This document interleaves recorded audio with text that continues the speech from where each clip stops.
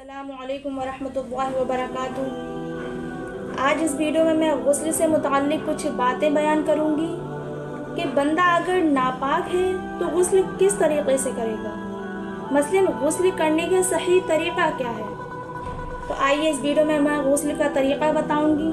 देखिए, सबसे पहले तो गुस्ल में 3 बातें फ़र्ज़ हैं। कितनी? 3 बातें फ़र्ज़ हैं। नंबर 1 कुल्ली करना, नंबर 2 नाक में पानी डालना, नंबर 3 तमाम ज़ाहिरी बदन पर पानी बहाना। अब देखिए, सबसे पहले नंबर 1 देखें कि कुल्ली करना। मुंह के हर पुर्जे, गोशे, होंठ से हल्क की जड़ तक हर जगह पानी बह जाए। आजकल बहुत बेइल्म ये समझते हैं कि थोड़ा सा पानी मुंह में लेकर उगल देने को कुल्ली कहते हैं। अगरचे ज़ुबान की जड़ और हल्क के किनारे तक पानी ना पहुँचे, यूँ गुस्ल नहीं उतरता, यानी कि गुस्ल नहीं होता। देखिए, बहुत से लोग बोलते हैं कुल्ली तो करना है, जल्दी जल्दी बहुत मुंह में पानी लिया, पिच पिच जल्दी करके कुल्ली हो गई, लेकिन नहीं। मुंह के हर पुर्जे, गोशे, होंठ से हल्क की जड़ तक हर जगह पानी बह जाए उसमें, और ज़ुबान की जड़ और हल्क के किनारे तक पानी पहुँचे। ठीक है, अगर इस तरीके से नहीं करेंगे तो हमारी कुल्ली का वो नहीं उतरेगा गुस्ल। ठीक है, इस वजह से बहुत ही अच्छे से करनी पड़ेगी।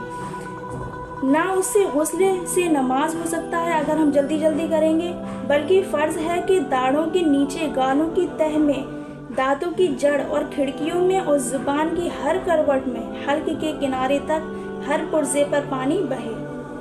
देखिए मसला, दांतों की जड़ों या खिड़कियों में कोई ऐसी चीज़ जमी हो जो पानी बहने से रोके तो उसका छुड़ाना ज़रूरी है। देखें, जब हम कोई भी चीज़ वगैरह खाते हैं तो हमारे दांतों में लग जाती है, अगर वो पानी बहने से रोकती है, यानी कि अगर वो हमारे दांतों में लगी होगी तो वहाँ से पानी नहीं जा पाएगा, बह पाएगा, तो उसे छुड़ाकर ज़रूरी है गुस्ल करना। पहले उसे छुड़ाएं, उसके बाद करें कुल्ली।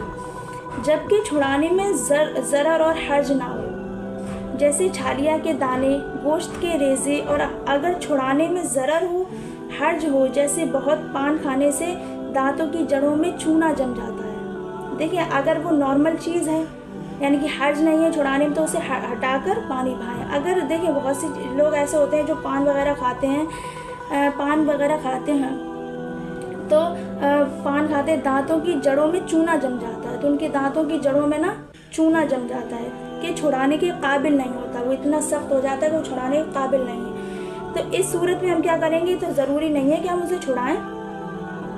अगर छुड़ाएंगे तो उसमें जम जाती है और उनके छीलने में ज़रर का अंदेशा होता है। अगर उसे हम छुटाएंगे तो उसका मतलब लगेगी, चोट वगैरह हो जाएगी, इस वजह से उसका ज़रूरी नहीं है। तो इस कदर की मुआफ़ी है, अगर ऐसा कुछ हो तो ज़रूर नहीं, उसे हटाकर कुल्ली करें। ठीक है।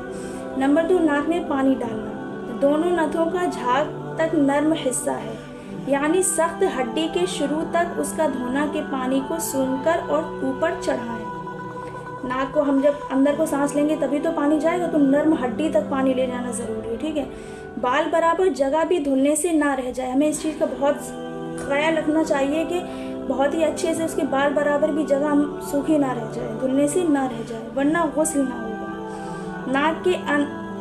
नाक के अंदर कशाफत, यानी कि रीठ जम जाती है, तो उसका छुड़ाना फ़र्ज़ है। नेज़ नाक के बालों का भी धोना फ़र्ज़ है, नाक के अंदर जो हमारे बाल होते हैं उसका भी धोना फ़र्ज़ है।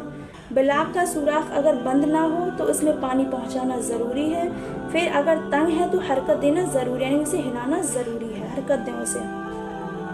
तमाम ज़ाहिरी बदन, यानी सर के बालों से पाँव के तलवों तक जिस्म के हर पुर्जे, हर रोंगटे, हर पर पानी बह जाना, जब तक कि एक एक ज़र्रे पर पानी बहता हुआ ना गुजरेगा, गुस्ल हरगिज़ ना होगा। देखें, यानी सर के बालों से नीचे तलवों तक पूरे तमाम ज़ाहिरी बदन पर, हर पुर्जे पर, हर किसी जगह पर पानी बह जाना ज़रूरी है।